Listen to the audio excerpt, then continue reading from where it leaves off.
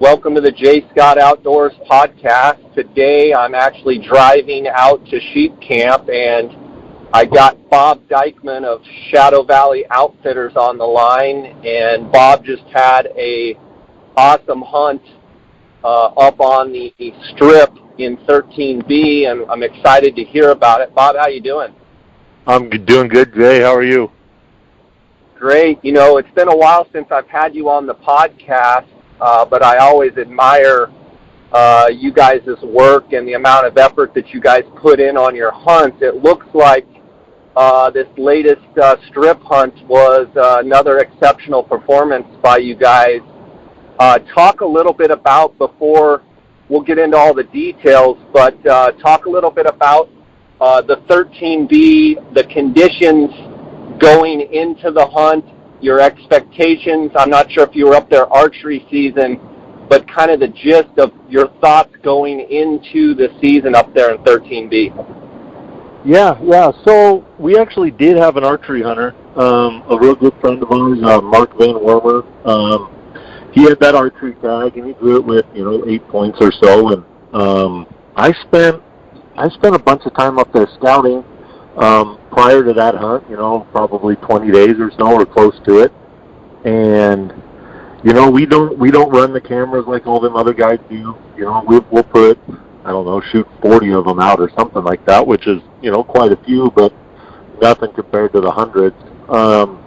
So we knew it was going to be tough just with the conditions from the spring. Went up there, and I had actually talked to Mark about turning his tag back in. We already had 2 rifle guys that had max points as residents. We had them turn their tags back in. And then we had a couple clients for the rifle hunt, but it all started really on that archery hunt. We really didn't have a big buck to go after. We had a bunch of good guys in camp there in August, and we went out. Shoot, it was Friday night, I guess, the opener. I went out and shined a light a little bit that night with a couple of buddies, and we shined a big old buck, and started hunting him, and then found another big old deer, and then found another one. So we found 3 big bucks there in August, just by glassing and started out shining, but just from glassing there, and we ended up killing one of them. Mark killed like a 215 type buck there in August, and then we had those other 2 deer to start on the rifle hunts. We went up in October and glassed them up. It took me and a good friend of mine, Colton Green, who was one of the guys with the rifle tag. We went up there in October for a couple of days, but shoot, it took us like 45 minutes to find both of our big bucks. It was pretty incredible. We didn't know what to do after that. So, yeah, it sounds like it. Just to dive back into a couple things, Bob, for the listeners out there, when you talk about shining, you're talking about spotlighting. Just to be clear to all the listeners, it's 100% legal to go out at night with a spotlight as long as you don't have any weapon or firearm in the vehicle, and basically drive down the roads and shine what would be like your headlights, but it's a handhold device. Talk a little bit about, and it's a very, very commonly used practice, I might add, in Arizona. Talk a little bit about the effectiveness of that, and some of the success. Obviously, you found a couple of these big bucks. This isn't the first time that it's worked, I'm sure, for you and other people, but talk a little bit about that strategy. In my opinion, it works less than you'd think. I think you gotta be committed to it. You just can't go shine a light, especially a place like 13B where the deer density is very, very low anyway. And then on top of the low deer density, there's not a whole lot of big bucks like people generally think. But we stay pretty committed to it. We'll go out and shine, at night, but you got to do it every day. You can't expect to go out there and run a light for a couple hours at night and see a couple of big deer or a big bull or whatever else. in my opinion, you kind of got to be committed to it. And there in August, you know, shoot, when I'm up there by myself, especially, I'll run a light just about all night long. Sleep when the deer are during the day, you know, when it's real hot. Sleep for a few hours and kind of get on a reverse schedule and shine a whole bunch at night. It can be very, very effective. But more times than not, you don't see a whole lot. You don't see a big buck. But every now and then, like this year for us, we ended up shining the one big buck, and then ended up finding a place to hunt and a buck that we wanted to hunt, and then on top of that, we found two other big deer. So, for us, it works, and I enjoy it. It's a lot of fun. Do it legally with no guns in your truck and stuff, and it's a lot of fun. So you find these deer, and then you go up in October scouting, and you immediately find those deer, I think you said within 45 minutes. So in other words, a normally daunting task of knowing where a big deer is and then trying to spend lots and lots of days trying to find the deer. You guys have both deer found in October. And talk a little bit about kind of your thought process. Okay, now we've got them, and then, do we have to stay on them and watch them? Are they going to move? Talk a little bit about, your thoughts, okay, where they're at, and are they moving, or what are we going to do? Well, those two deer, each deer is different. Some bucks you get that just wander all over the place, and it's kind of hard to figure them out and pinpoint them. These two bucks were the complete opposite. When we went up there in October, I knew we were going to find these deer. We had spent so much time on them in August and knew every little hole that they'd go to. And, we had these deer pretty well pegged. And, 45 minutes in October there, we glassed up both bucks that evening. And I just, they were right there where they were supposed to be. And then went back there, right before the hunt started. And to be honest, I didn't spend a whole lot of time in there. I was out looking for some other bucks. I just knew those deer were going to be there. Thursday night, Colton ended up glassing the one buck up right where he should be. And then, Friday morning we got in there. We killed that buck. We killed Colton's buck, I'd say within 300 yards of where I thought we'd kill him. Wow. It was on the same ridge that we found him on in August. He lived on this one burned ridge, and he bed in this one hole, this one little thick pocket, and he did it, 9 times out of 10. And then Friday night, the opener that evening, one of the guys glassed up the other big buck in the same bed that we found him in October. Walked out of the same exact bed from October, and that was kind of his little spot. And he walked out of that, and we got Nick and Trevor up there, and they did the job and killed that buck Friday night. So that's incredible. Yeah, it was a lot of fun. It's fun to have a plan actually work out. Yeah. So many times that a deer will move or he just won't be there, just like a bull in the rut or whatever. They just all of a sudden aren't there. These two bucks did exactly what they were supposed to do. You've been on so many of those strip hunts where it's a grind, and you've been up there and put in so much time up there over the years, and you've been a part of some of the biggest bucks harvested up on the Arizona Strip. That was one question you kind of hit on it, where this plan this year everything worked out great, but it doesn't always go like that. Talk about some of the years. You don't have to go into specifics if you don't want, but it doesn't always work out like that, right? Or am I wrong? No, in my experiences, you can make a great plan, whether it's big deer or elk or whatever it is. You can make a plan, and you think it's 100% foolproof, and I don't know, 9 times out of 10, it doesn't work. And that's my opinion. You still got to have a wild animal do what he's supposed to do, which they never do that. We've had shoot, man, I bet I could count on one hand like an actual opening day plan that has worked out, and that's for all species. And, especially rutting deer and rutting elk.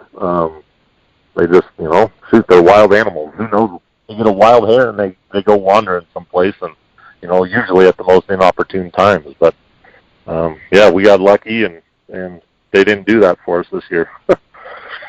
So talk about the two deer specifically. One of them, correct me if I'm wrong, but one of them, isn't it a Cactus Buck, or it's still got velvet hanging on it? Yep.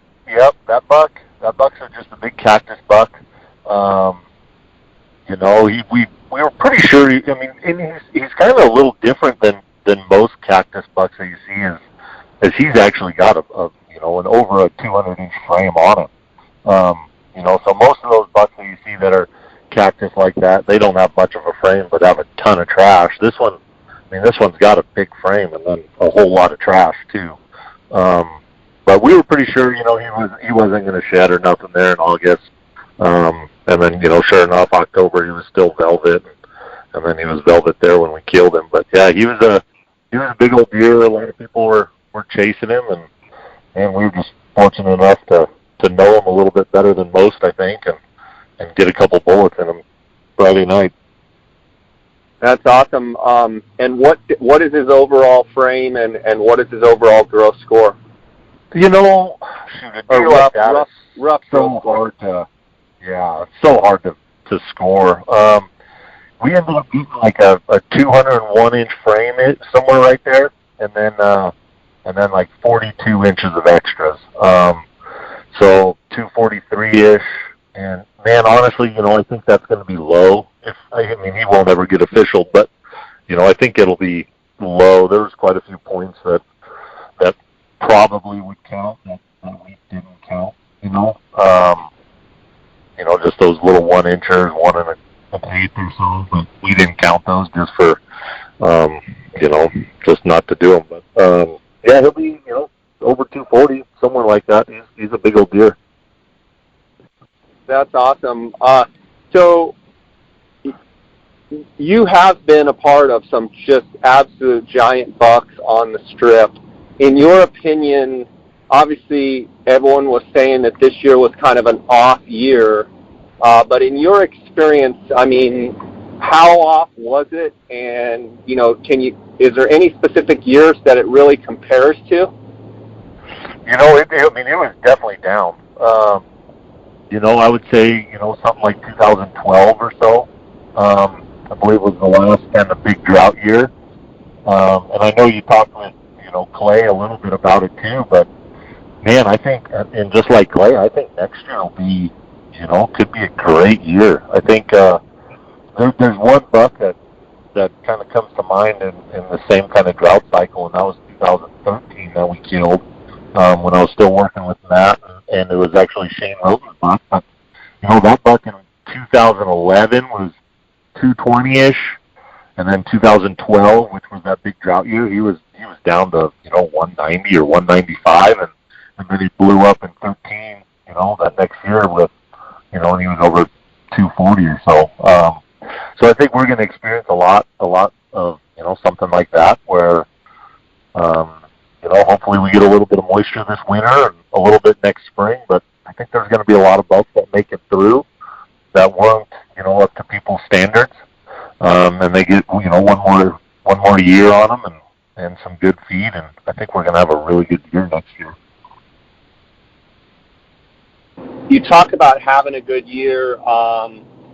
As far as holdover bucks, you think there's plenty of bucks that made it through this year? Obviously, the season is over with now. So not only conditions, but bucks that have, made it, you think definitely next year, or if we can get some of the right moisture conditions, will be a really good year? I think so. I think there's a lot of good bucks killed, but I think there was a lot more that are making it through. Bucks that, might have been 200, 205, 210 last year, and, they're 185 or 190, and they're getting a pass this year, so they're getting a free year of age. Just need a little bit of the right moisture at the right time, I think next year could be phenomenal. Yeah. That's awesome. That's fantastic. It's always great to be optimistic going into the following year. Then, did you follow up with kaibab hunts or late elk hunts? No. What else do you have on your plate? We'll do some elk hunts. Some late elk hunts. We got quite a few throughout the state this next weekend. We don't do a whole lot of stuff in even 13A. We would do it, and we don't do a whole lot of stuff on the kaibab. We don't like spreading ourselves too thin.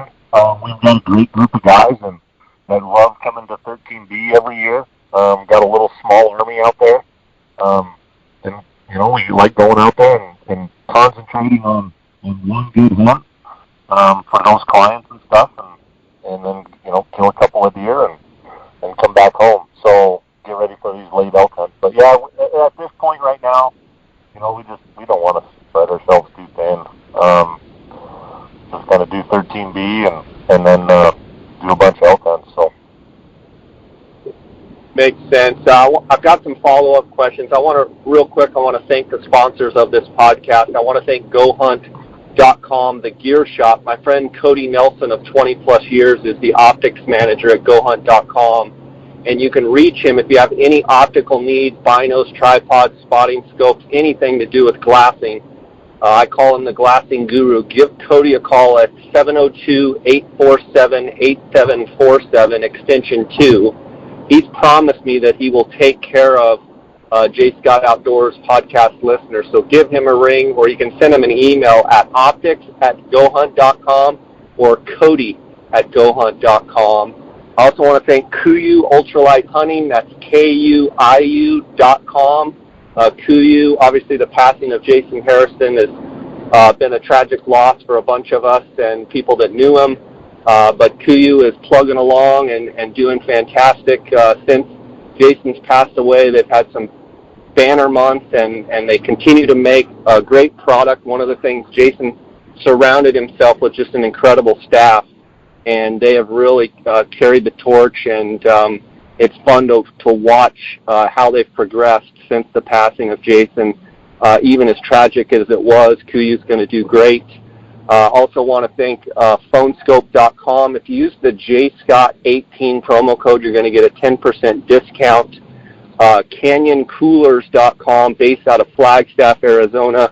If you use the JScott18 promo code, you're going to get a 10% discount. And then last but not least, Onyx Maps, who's kind of a new sponsor.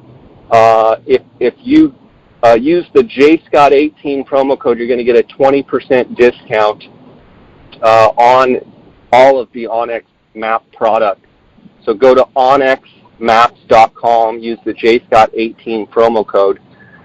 You talk about being, specific in 13B, Bob, and I know on other podcasts we've talked about long-range glassing and such.